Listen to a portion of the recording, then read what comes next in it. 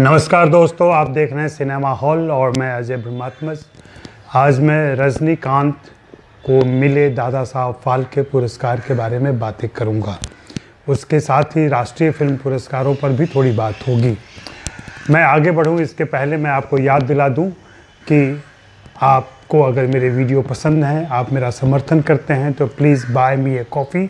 नीचे दिए गए लिंक पर जाकर के आप एक कॉफ़ी खरीदें और नॉटनल से प्रकाशित मेरी एक पुस्तक उपहार के तौर पर स्वीकार करें। तो मैं बात कर रहा था रजनीकांत की। दरअसल हुआ ये कि होली के बाद के दिनों में मैं इस सूचना पर, इस खबर पर कुछ बोल नहीं पाया, बता नहीं पाया, अपनी टिप्पणी जाहिर नहीं कर पाया। मैं कोई विशेष कारण नहीं था, लेकिन जिस तरीके से दोस्तों और दर्शकों के मैसेज आए मेरे पास कि आपकी कोई टिप्पणी नहीं आई, तो मैं सबसे पहली बात तो यह स्पष्ट करना चाहूँगा कि रजनीकांत के नाम पर भला किसे आपत्ति हो सकती है। रजनीकांत को निश्चित रूप से दादा साहब फाल्के पुरस्कार मिलना चाहिए। उनके योगदान, प्रभाव और लोकप्रियता को देखते हुए उन्हें यह सम्मान उचित ही मिला है।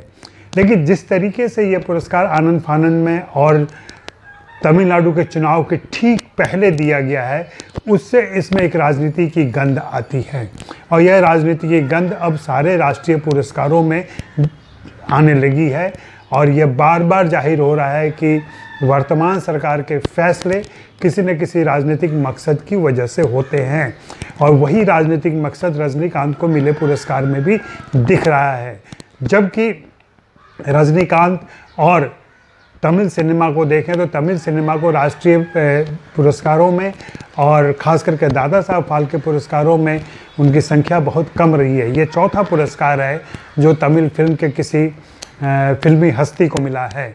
उस हिसाब से और भी पुरस्कार मिलना चाहिए। एक बार मैंने लेख लिखा था कि दादा साहब फाल्के पुरस्कार की एक संख्या हर साल की और इतनी सारी भाषाओं में बन रही फिल्में और उनकी प्रतिभाओं को देखते हुए हर भाषा में दादा साहब फाल्के पुरस्कार दिया जाना चाहिए। इस पर आप विचार करें कैसे क्या हो सकता है, क्योंकि इसी बार ज़रूर मिल गया तमिल सिनेमा को। या उसके पहले आप देखें कि जब गोवा का फिल्म फेस्टिवल चल रहा था उस समय विश्वजीत मुखर्जी को सम्मानित किया गया क्योंकि बंगाल में इलेक्शन था। तो इस तरीके के फैसले जब लिए जाते हैं तब थोड़ा सा इन पुरस्कारों के प्रति, इन सम्मानों के प्रति हमारी आस्था कम होती है। बेहतर होगा कि इनको ढंग से चुना जाए और इसमें ऐसे तात्कालिक अवसर और तात्कालिक लाभ न देखे जाए और प्रतिभाओं का सम्मान किया जाए, प्रतिभाओं को पुरस्कार दिया जाए। राष्ट्रीय फिल्म पुरस्कार में भी इसी तरीके की बातें दिखी हैं और उस पर लोगों ने बहुत सारी टिप्पणियां की हैं कि कैसे वो नेशनल अवार्ड न हो के नेशनलिस्ट अवार्ड हो गया है, क्योंकि वहाँ कई सारे नामों पर आपत्ति हो सकती है। मुझे भी आपत्ति है उनका नाम लेने से। हाँ, थोड़ी सी बदमज़गी फैलेगी, लेकिन इस पर विचार किया जाना चाहिए कि कैसे लोकतांत्रिक तरीके से उन प्रतिभाओं का सम्मान किया जा सके जिनका वास्तव में योगदान है या जिनका बेहतर प्रदर्शन रहा है पिछले साल में। उसके आधार पर अगर चुना जाएगा तो ये ज़्यादा बेहतर तरीका होगा। और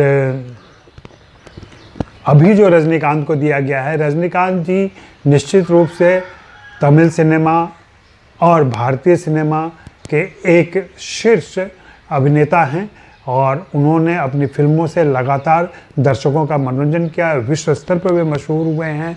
हिंदी में भी उन्होंने कुछ फिल्में की हैं, 10 फिल्में की हैं और हिंदी में मुझे उनकी अंधा कानून और चालबाज खास रूप से पसंद है। बाकी कुछ छोटी मोटी और यूं ही कुछ फिल्में भी की उन्होंने, लेकिन जैसा कि कहते हैं कि वे हिंदी में नहीं चल पाए या उनको चलने नहीं दिया गया। इसके पीछे एक पूरी राजनीति रही है। उस पर फिर कभी हम विचार करेंगे, लेकिन फ़िलहाल मैं रजनीकांत जी का आदर करता हूँ, सम्मान करता हूँ, उन्हें बधाई देता हूँ इस पुरस्कार के लिए। हाँ, इसके पीछे की नीयत थोड़ी साफ नहीं दिख रही है, उसमें एक राजनीति की बू आ रही है, जैसा कि मैंने पहले कहा।